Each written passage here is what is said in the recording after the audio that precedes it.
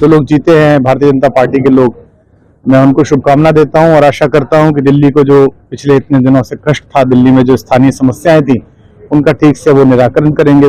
जिसने एक दुर्योधन की भांति काम किया कि 5 गांव भी नहीं दूंगा, सुच्यग्रम नैव दास्यामि विना युद्धेन केशव। असंख्य बच्चे, असंख्य युवा, असंख्य बूढ़ों जिन्होंने सोचा था कि भ्रष्टाचार मुक्त भारत बनेगा, जिन्होंने आशाएं पैदा की थी। दिल्ली विधानसभा चुनाव में आम आदमी पार्टी की करारी हार के बाद मशहूर कवि और कभी आप नेता रहे कुमार विश्वास ने अरविंद केजरीवाल को खूब खरी खोटी सुनाई है।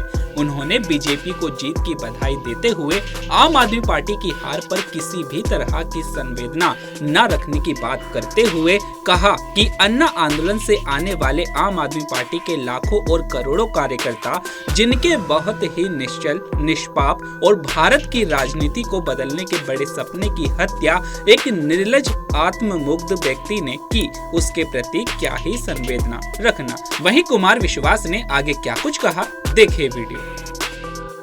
सबसे पहले तो जो लोग जीते हैं भारतीय जनता पार्टी के लोग, मैं उनको शुभकामना देता हूं और आशा करता हूं कि दिल्ली को जो पिछले इतने दिनों से कष्ट था, दिल्ली में जो स्थानीय समस्याएं थी, उनका ठीक से वो निराकरण करेंगे। विशेष रूप से इसका पूरे युद्ध के अभियान में, इस पूरे चुनाव के अभियान में प्रधानमंत्री जी और गृह मंत्री जी ने विशेष रूप से बहुत भूमिका निभाई, माइक्रो लेवल मैनेजमेंट किया।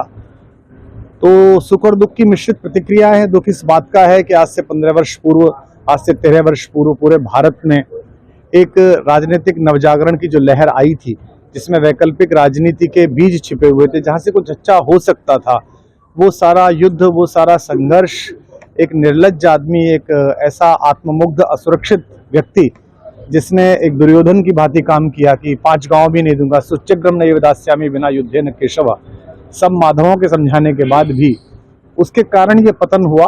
और मैं ऐसा मानता हूं कि इस महासमर में केवल अभी ये पहली हार है। जो करोड़ों लोगों के निष्पाप सपनों की हत्या का अपराध उन लोगों ने किया है, उसके दुशासन ने किया है, उसने किया है, उसका दंड प्रकृति उन्हें अभी और देगी। केजरीवाल जी भी अपनी सीट से हाथ धो बैठे हैं, वो भी हार चुके हैं, अब क्या देखते हैं?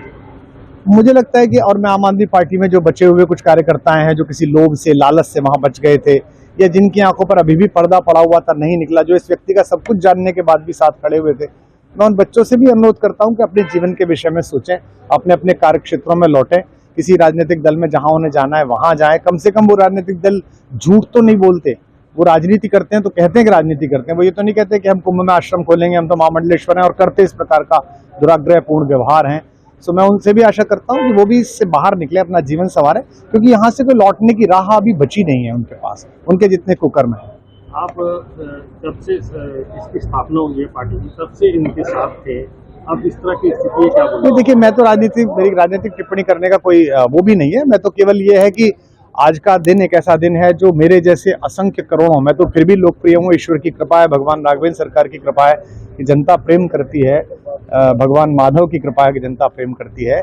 लेकिन असंख्य बच्चे, असंख्य युवा, असंख्य बूढ़ों जिन्होंने सोचा था कि भ्रष्टाचार मुक्त भारत बनेगा, जिन्होंने आशाएं पैदा की थी, वो मित्र हंता व्यक्ति, गुरु हंता व्यक्ति, पारिवारिक मर्यादा तोड़ने वाला व्यक्ति, वो बच्ची जिसने 17 साल 18 साल की आयु में अपना जीवन पूरा उसके चरणों में सौंप दिया, काम करते रहे, उसे अपने घर बुला के पिटवाने वाला व्यक्ति, उसको अपने पाप कर्मों का फल मिला है। इसमें उन सब के प्रति मेरी सहानुभूति है जिन्होंने अपना जीवन, अपना समय बर्बाद किया। अगर आप ताज़ा खबरों के साथ हमेशा जुड़े रहना चाहते हैं तो अभी हमारे YouTube चैनल पंजाब केसरी दिल्ली को सब्सक्राइब करें। साथ ही Facebook और Instagram पर भी हमें फॉलो करना ना भूलें। आपका समर्थन ही हमारी ताकत है। धन्यवाद।